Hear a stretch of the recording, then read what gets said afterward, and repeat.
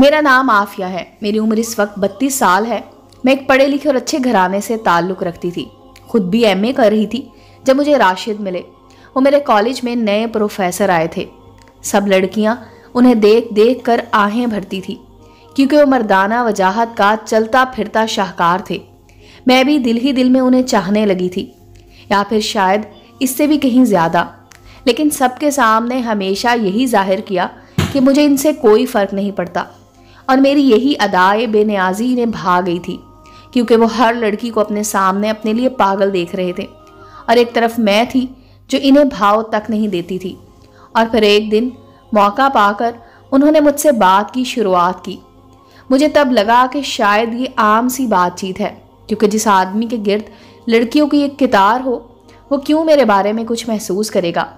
لیکن پھر مجھے ایک دن حیرت کا جھٹکا لگا جب راشد نے مجھے گھٹنوں کے بل بیٹھ کر اظہار محبت کیا۔ سارا کالج وہ منظر دیکھ رہا تھا۔ وہ ہمارا کالج میں آخری ہفتہ تھا، تب مجھے لگا کہ میں نے اپنی ساری حریفوں کو ایک ہی وار میں زیر کر دیا ہے، کیونکہ جس انسان سے صرف بات کرنے کو وہ سب ترس رہی تھی، وہ کالج کے بیچوں بیچ مجھ سے اظہار محبت کر رہا تھا۔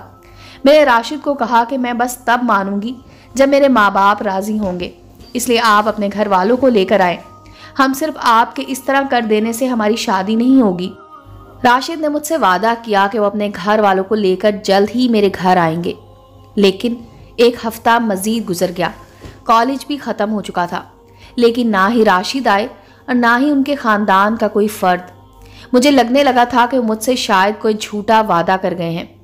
میں ابھی اسی سوچ میں گم افسردہ سی تھی جب راشد کی کال آئی۔ انہوں نے کہا کہ وہ اپنے گھر والوں سے بات کر رہے ہیں، لیکن وہ لوگ نہیں مان رہے۔ میں ان کے ساتھ بھاگ کر شادی، پھر سب لوگ مان جائیں گے اور کسی کو کوئی بھی اعتراض نہیں ہوگا۔ میں ان کی یہ بات سن کر شوق میں چلی گئی تھی۔ وہ خود بھی ایک عزت دار خاندان سے تعلق رکھتے تھے اور مجھے کہہ رہے تھے کہ میں ان کے ساتھ گھر سے بھاگ آؤں۔ میں نے سختی سے راشد کو منع کر دیا تھا کہ میں اپنے گھر سے نہیں بھاگ سکتی۔ اگر انہیں مجھ سے شادی کرنی ہے تو اپنے گھر والے کو لے کر آئیں، ورنہ بھول جائیں مجھے اور کر لیں وہاں شادی جہاں ان کے گھر والے چاہتے ہیں۔ میں نے یہ بات دل پر پتھر رکھ کر کہی تھی، مگر اس کا خاطر خواہ نتیجہ بہت جلدی آ گیا۔ 3 دن بعد ہی راشد اپنے گھر والوں کو لے آئے تھے۔ یہ دیکھ کر میں پھولے نہیں سما رہی تھی۔ مجھے ان کے پیار پر اب پکا یقین ہو چکا تھا کہ وہ مجھ سے کتنا پیار کرتے ہیں۔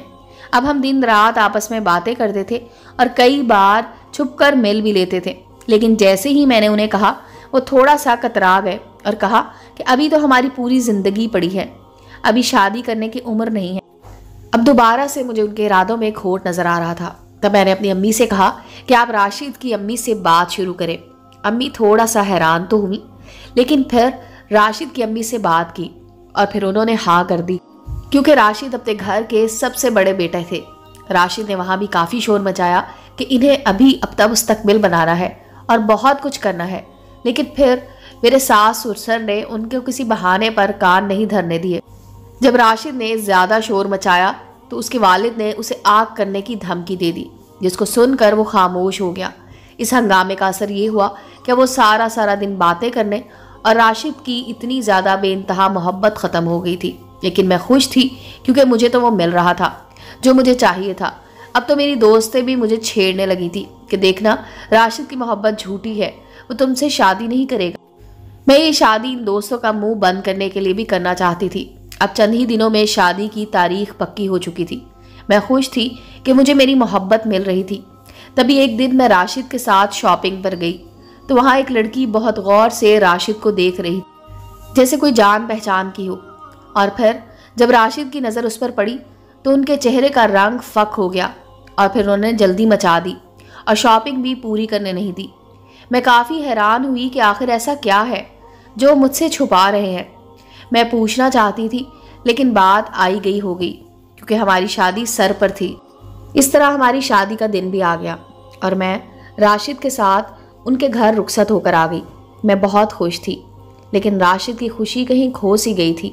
وہ زیادہ تر وقت گھر سے باہر ہی رہتے تھے اور ہماری ازدواجی زندگی کو بھی اتنا وقت نہیں دیتے تھے۔ اکثر ان کے موبائل پر انجان لڑکیوں کی کالز آتی رہتی تھی۔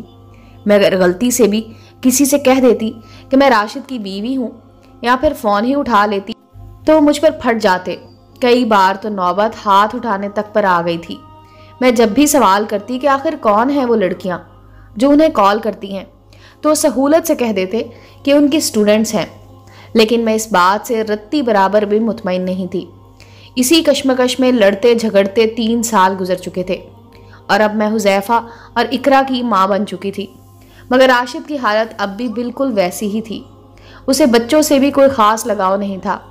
बस जब फारिग होता तो उन्हें कुछ कुछ देर गोद में ले लेता, लेकिन वैसे उनकी सारी ज़रूरियात पूरी करता था। एक दिन राशिद घर आया तो उसने कहा कि वो सऊदी अरब जा रहा है। हम सब बहुत हैरान हुए कि एकदम ही इसका जहन ऐसा क्यों बन गया, लेकिन वो बज़िद था कि उसे जाना है। सब ने कहा यहाँ इतनी अच्छी नौकरी है, घर है, बीवी है, बच्चे हैं, फिर इतनी दूर क्यों जाना। लेकिन राशिद ने किसी की भी बात ना सुनी और 2 दिन के अंदर अंदर मुल्क छोड़कर चले गए। सब ने मुझसे भी पूछा कि कोई बात है क्या दोनों मियाँ बीवी के बीच में, तो मैं बस खामोश ही रह गई, क्योंकि मैं क्या कहती। मैं तो खुद सोच रही थी कि आखिर हुआ क्या है। कुछ दिन मजीद गुजरे थे कि मेरे देवर ने एकदम घर में अपनी शादी की बात छेड़ दी। मेरे देवर अकील की मंगनी उसकी खालाजाद के साथ हो चुकी थी और वो एक पसंद की मंगनी थी, लेकिन अब अकील अपनी पसंद से फिर गया था। उसने कहा था कि वो किसी और से शादी करेगा। मेरी सास ने अपना माथा पीटा था और कहा कि कैसी किस्मत है मेरी, दोनों बेटों पर किसी का साया है। जैसे पहले लड़की पसंद करके मंगनी करते हैं और फिर इनकार कर देते हैं। उनकी कई सलावातों का भी असर अकील पर ना हुआ था। उसे भी मेरे ससुर ने आग करने की धमकी दी और उसने उसकी भी परवाह नहीं की और यहाँ तक कह दिया, आप जैसा भी सलूक करें मैं शादी वहीं करूँगा जहाँ मैं वादा कर चुका हूँ। जहाँ मंगनी की थी तो वो लड़की मुझे तब पसंद थी, अब नहीं है। मेरी अब की पसंद बिल्कुल बदल चुकी है और मेरी सोच भी।